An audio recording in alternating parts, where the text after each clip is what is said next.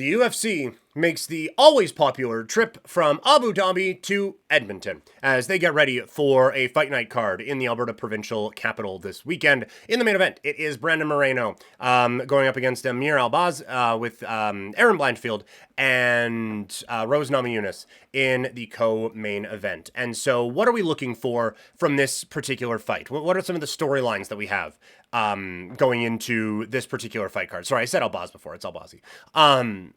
For Moreno, he is the former champion in the flyweight division, and he is now entering a very tricky part of his career because he has now lost to the champion, lost his belt, and then trying to come back from that, lost again in a split decision to Brandon Royval, who, again, fairly good fighter, coming off of now a win over Tetsuro Taira, a couple of weeks prior to that. But also, you have Royval, who has also lost to the champion. And so Moreno just feels like he's falling a couple of steps back. And so if he wants, I think, any hope of getting back into that title contention quickly, this is a must-win fight for him. For Amir Albazi, he has not necessarily reached that pinnacle yet. At 31 years old, out of Iraq, he has been on a tear. He lost to Jose Torres in Brave CF back in April 2019. Since then, he got a win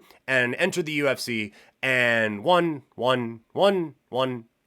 With his most recent victory coming over Kai Kara France, establishing that this is someone that is a threat in this weight class. And now, a victory over former champion probably puts him in line for a title opportunity coming out of this bout. And so this for Albazi is a chance to get into that championship area, that championship circle, and put him in a spot to potentially fight for a title after this fight. So a huge fight for these guys coming up in Edmonton this weekend. Also at the top of the card, you have Erin Blanchfield and Rose Namajunas in the co-main event. Blanchfield, 25, was rocketing through this division. Some big wins over Miranda Maverick, JJ Aldrich, fighters people know, Jessica Andrade, and then she runs into Fioro in the main event of a fight night card in March and loses. And so now, how does she handle this setback? Because I think if she comes out with a convincing win here, then it's almost like that loss never happened, and that trajectory just continues. She goes to get up against Rose Namajunas,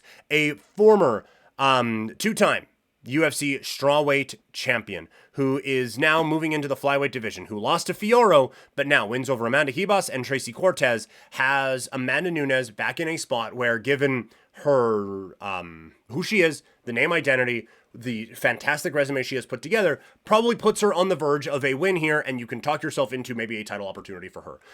If not that, then being a fight away from being a fight away. So I think that this is, again, a gigantic fight for these two fighters. And for a fight night card, to have two fights that feel like they are really setting the course for 2025 in terms of potential title challengers, and you have some real fork in the road moments for these two, for fighters in each of these fights, makes this a very fascinating card that we are getting up here in Alberta and up here in Canada this weekend. So it should be a whole lot of fun. Really looking forward to the fight card up in Edmonton, and we're going to cover this one like it's a pay-per-view all week. We're going to look at the non-main event fighters coming up on tomorrow's show. Wednesday, normally that's when we do the other MMA storylines. We just did that a week ago, and also it is pound for pound day, so coming off of a UFC pay-per-view, and there's going to be some changes, so we're going to do that. And then Friday, we are going to do, at the very least, the main card preview, but probably a lot more than that, and that'll come up, that'll be on Thursday. We'll talk about that in a bit. But